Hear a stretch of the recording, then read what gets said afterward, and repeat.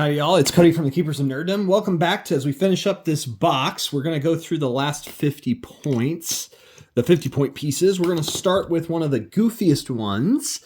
It's really pretty old. It's got an old type of dial that actually you'd have to use a ring like this. I don't remember how I got this. I think just somebody gave it to me, which at this point they're pretty rare and probably not valuable so much like, worth tons, but, $4 or $5 probably. Because they're not very common anymore. But this is called lovingly for people in the community McSpidey. He looks like a Spider-Man from a Happy Meal toy. And I had to just have one because it's hilarious.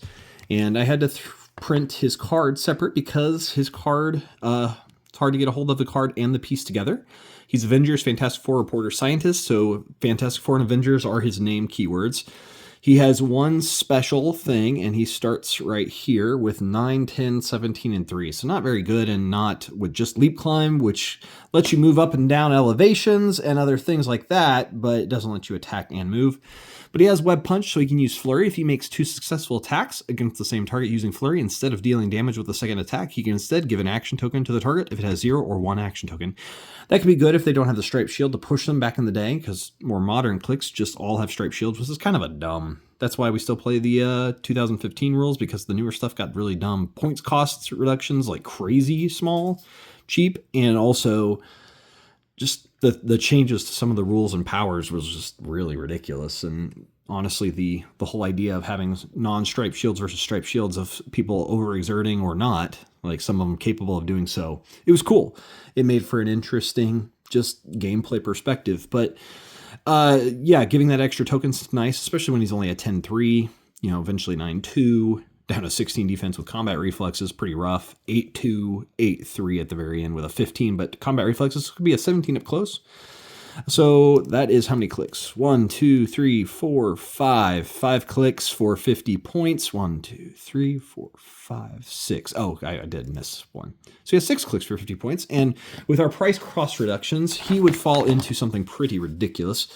He is not pre-card era, but pre-Oreo base, so he's 40% reduction. Okay, so almost down to 25 points. So he'd be close to like 30 with the 40% reduction kind of deal. So pretty nice. 30-point piece that would just be a tie-up with 17 defense. Super senses is basically what you play him for at this point.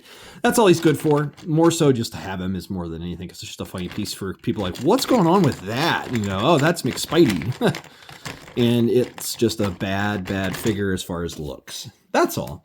All right, our next one, we're going to kind of save the best for last. We are going to look at She-Hulk, Attorney at Law, basically is what she is. But you notice something. She only has a 2 damage showing, which, I'll be honest, She-Hulk should never have 2 damage showing. That's dumb. But granted, she has super strength, so she could actually hit for like 4 or 5 damage if she had like ultra heavy still. But her damage special is Close Combat Expert. When She-Hulk uses it and hits after resolutions, choose one to last until your next turn. A hit target modifies attack -2, or a hit target modifies defense -2. So she becomes a pretty prime target because she only has sidestep to get up close. She's slow moving. If she does get up there, you want her to close combat and make sure she hits, so you put it all to attack. So then she's not going to have any damage. She's just going to be 2 damage. It's really dumb because you really want this to make them have no attack or lower defense so your other pieces can really get them.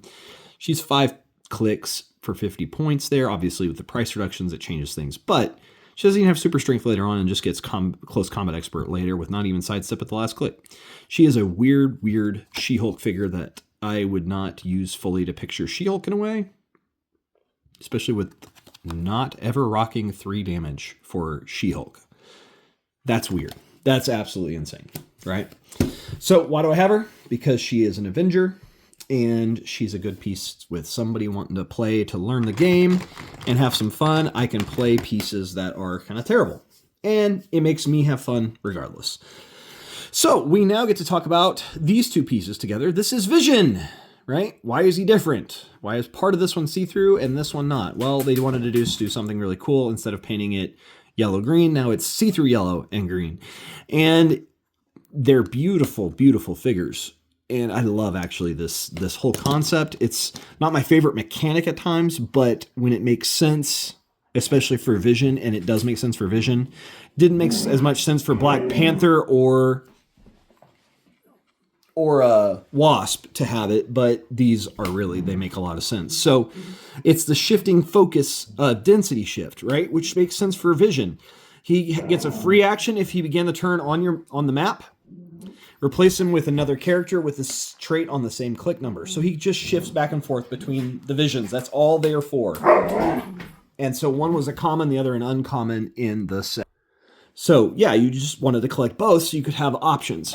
And what do we see here? First, this is the ranged version with 6 range, Pin Psychic, 19 defense, super senses. So if he does get hit, he's going to get lots of damage. But it's a high defense with a possibility to roll out of it, but only phasing teleport. He's not going to get both move and attack with this one and other things until later. So it's one of these like, but only 2 damage. Well, it's because this is supposed to be, he's shifting out of phase with everything. But yeah, that's the density is really light, whereas this one's the heavy density. And so he's got impervious and, invincible up here with close combat style stuff. Always only a 10 attack, which I think is the only thing the other one really has. Yeah. But for 50 points, this is exactly what you want for a vision, because exploit weakness with 10 attack or combat reflexes with 10 attack, he's going to do some work. And say this one's on the field later on after he's been hit, you can sidestep up, then shift, or is it... Yeah, it's a free action at any point during the turn, as long as he already started on the field. And then you could shift over here and do close combat expert for 11-4 or 12-3, right? Pretty cool. Just a wonderful, wonderful piece with a wonderful, wonderful thing. And it's one of those that the shifting focus actually makes sense. And, you know, they just reuse the same sculpt, but this, I love this sculpt. It's got some weird, like, see that weird black, like somebody painted on it accidentally, and I can't get it off. I don't know what it is. And it's even like on his belly there as well. It's very strange. Not sure what it is, but yeah, those are some of my favorite shifting focus pieces, because I like the shifting focus mechanic gameplay because it gives you better options, right? Whenever you need them. But in the reality of it, it doesn't always make sense. Like why would a bot... Sorry, y'all, my dogs are getting excited to fight each other and play, because that's what they do. All right, we go to one of my next ones that is awesome.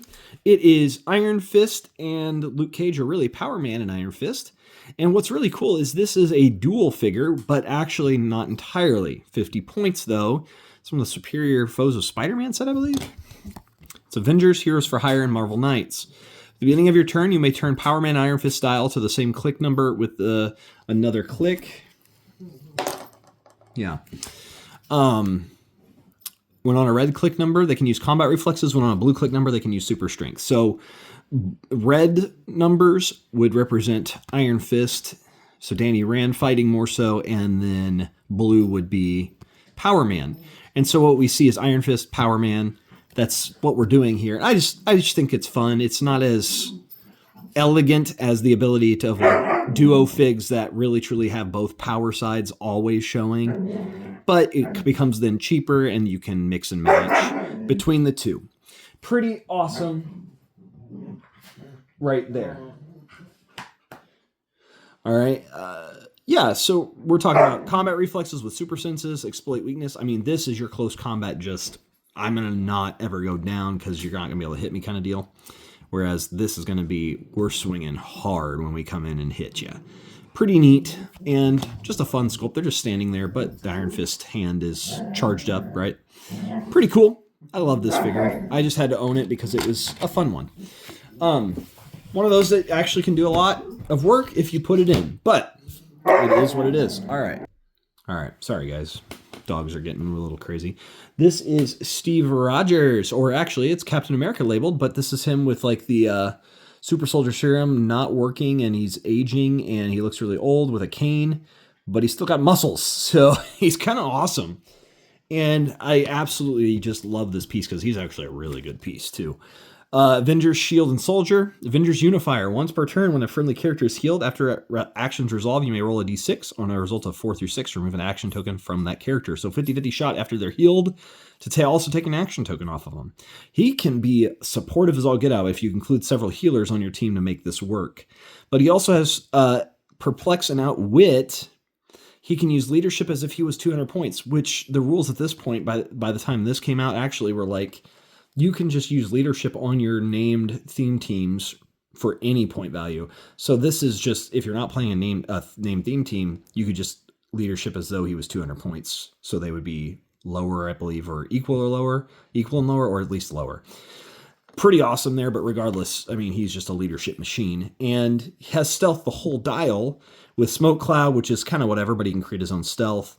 Combat reflexes, he's designed in a way to run up in front of people, outwit, perplex them, and hide in hinderings where you'd have to close combat him and just be a nuisance completely and entirely against the opponent. And the Avengers team ability that got changed later on is you choose a team ability somebody else on the opponent's force has, and you get +1 attack against that with anybody that has the Avengers team ability.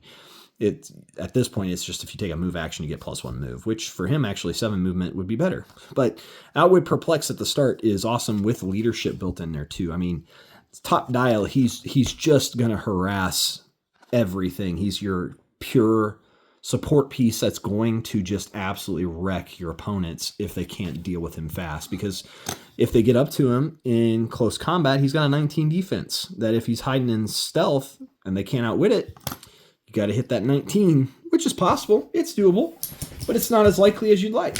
So pretty neat. Love that piece. Good stuff, and it's just beautiful.